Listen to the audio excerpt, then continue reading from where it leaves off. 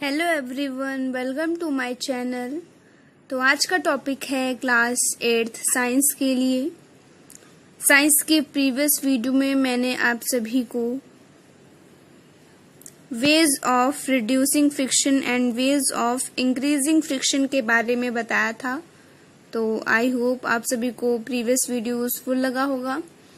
तो उसी को कंटिन्यू करते हुए मैं आज फ्रिक्शन चैप्टर का एक मेन टॉपिक आप सभी को बताने जा रही हूँ, टाइप्स ऑफ फ्रिक्शन। तो ये वीडियो आप सभी को बहुत ही अच्छा लगेगा, तो प्लीज इस वीडियो को एंड तक देखें। और मैंने आप सभी को प्रीवियस वीडियो में कुछ क्वेश्चंस मैंने आप सभी से पूछे थे, तो जिनको मालूम है उनको वेरी गुड, और जिनको नहीं मालूम है कोई बात नहीं, मैं आप सभी को उसके आंसर्स वीडियो की एंड में बताऊंगी। तो चलिए आज की वीडियो को स्टार्ट करते हैं। Types of frictions. फ्रिक्शंस आपके 3 तरह के होते हैं, स्टैटिक फ्रिक्शन, स्लाइडिंग फ्रिक्शन और रोलिंग फ्रिक्शन। ये सब क्या होते हैं, इनको आपको समझने के लिए एग्जांपल्स की जरूरत है। तो चलिए समझते हैं स्टैटिक फ्रिक्शन।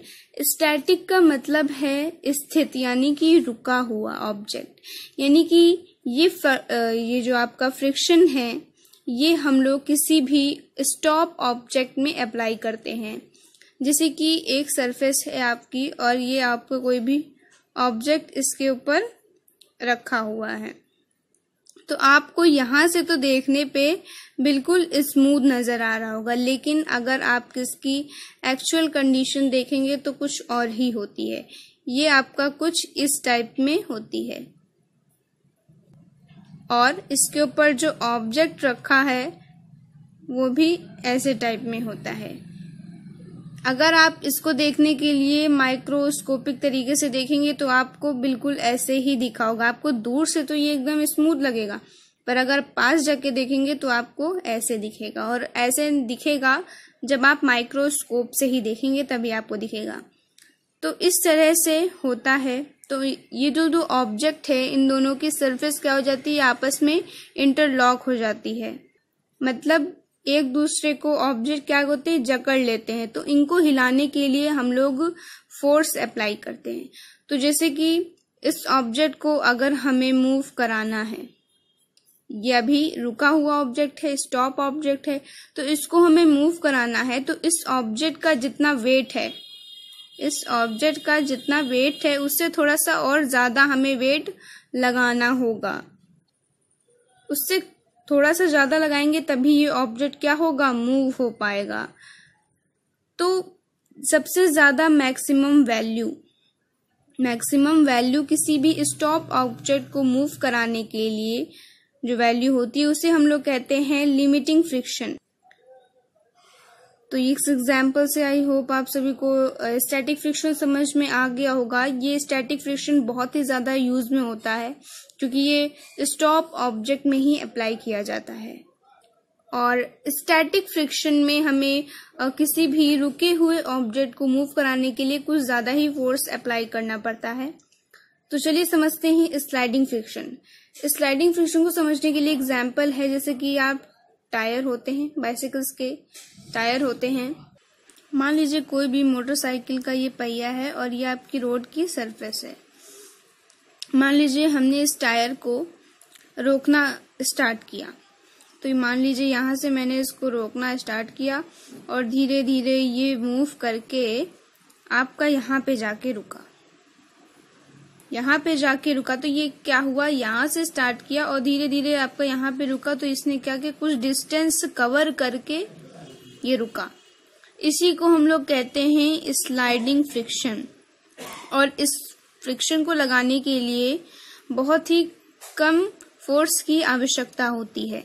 स्टैटिक से तो बहुत ही कम आवश्यकता होती है हमें अप्लाई करने के लिए। तो चलिए अब समझते हैं कि रोलिंग फ्रिक्शन क्या होता है। इसको समझने के लिए हम लोग एक एग्जाम्पल लेंगे।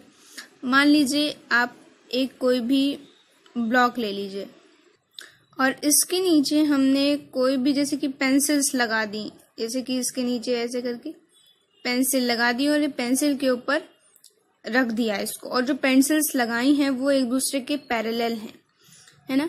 अब आप जब इसको आगे पुल करने की कोशिश करेंगे, इस डिब्बे को आगे जब पुल करने की कोशिश करेंगे तो आप देखेंगे ये आसानी से आगे बढ़ जाएगा। बहुत ही ज़्यादा इसमें फ्रिक्शन या फोर्स लगाने की ज़रूरत नहीं है, ये आसानी से ही आपका बढ़ जाएगा। तो यानी कि इस एक्टिविटी से हमें ये पता चलता है कि जो रोलिंग फ्रिक्शन है इसमें फोर्स बहुत ही कम लगता है स्लाइडिंग और स्टैटिंग के मामले में। अब जैसे कि इसके एग्जाम्पल में जैसे कि मोटरसाइकिल ही ले लीजिए। मोटरसाइकिल में 2 सर्किल शेप के क्या लगे होते हैं, आपके 2 टायर्स लगे होते हैं जिनकी हेल्प से आपकी जो मोटरसाइकिल होती है वही आगे बढ़ पाती है। टायर्स अगर ना हो तो मोटरसाइकिल आगे बढ़ ही ना पाए। क्यों होता है, जैसे कि आपकी सरफेस है तो ये जो सरफेस होती है और जो टायर की सरफेस होती है वो रोड की सरफेस पे बहुत ही कम एरिया कवर करती है। जैसे कि ये एक एग्जांपल ले लीजिए, देखिए कितना कम जो है एरिया कवर कर रहा है टायर। तो इसी की वजह से ये घूम पाता है, घूमना इसी की वजह हो पाता। जितना आप कम सरफेस लेंगे उतना ही आप आसानी से रोलिंग कर पाएंगे। तो रोलिंग फ्रिक्शन आपका यही कहलाता है। और रोलिंग फ्रिक्शन सबसे ज्यादा इसमें कम फोर्स लगता है, स्लाइडिंग फ्रिक्शन में उससे ज्यादा लगता है और स्टैटिक में तो सबसे ज्यादा लगता है।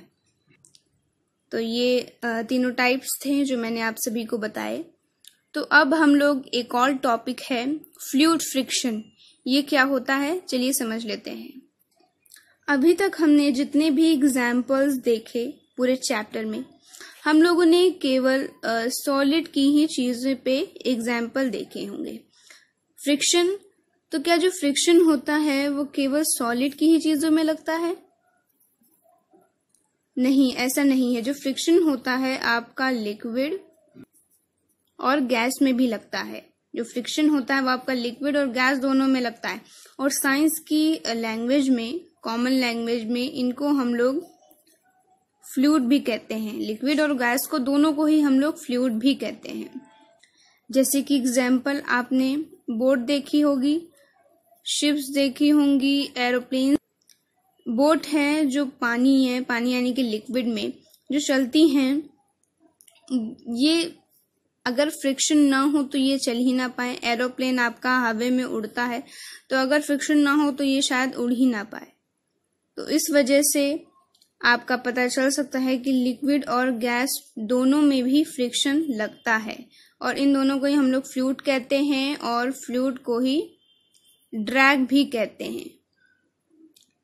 ओके, फ्लूइड जो फ्रिक्शन होता है ये आपका ऑब्जेक्ट की स्पीड पे, ऑब्जेक्ट के शेप पे और ऑब्जेक्ट के नेचर पे डिपेंड करता है।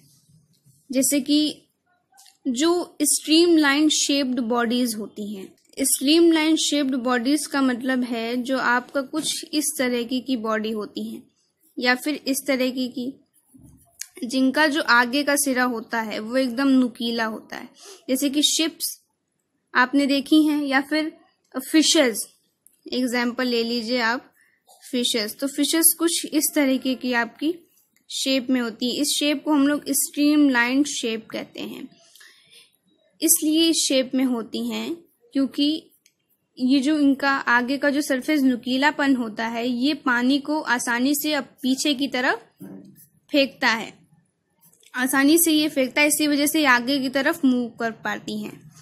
जैसे कि आपने बोट देखी होंगी, बोट आपका कुछ इस शेप में भी होती है, इसीलिए ये शेप में बनाई जाती है ताकि ये पानी को पीछे की तरफ फेंक पाए।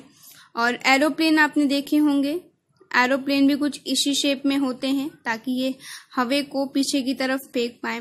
जैसे कि सपोज दैट आप ले लीजिए कोई भी 2 ऑब्जेक्ट, एक आपका ऑब्जेक्ट इस शेप में है और दूसरा आपका ऑब्जेक्ट इस शेप में है और दोनों ही ऑब्जेक्ट को आप पानी में डाल दीजिए और इसको आगे बढ़ाने की कोशिश कीजिए और इसको आगे बढ़ाने की कोशिश कीजिए। तो आप ये देखेंगे कि जो ये बॉडी है वो आसानी से आगे की ओर बढ़ जाएगी और ये जो बॉडी है उसको कम समय लगेगा बढ़ने में। क्यों? क्योंकि ये देखिए एकदम इसका नुकीला सरफेस है, ये आसानी से पानी को पीछे करके आगे बढ़ सकती है, बट इसका सरफेस आगे का बहुत ज्यादा है तो ये पानी को जल्दी से पीछे नहीं कर पाएगा, बहुत टाइम लगेगा इसको पीछे करने में। इसलिए और आपने देखे होंगे रॉकेट्स है, आपका मिसाइल्स हैं, ये सब क्या होती हैं, आगे से जो इनका सरफेस होता है वो एकदम नुकीला बनाया जाता है ताकि ये आसानी से आगे की ओर बढ़ सकें।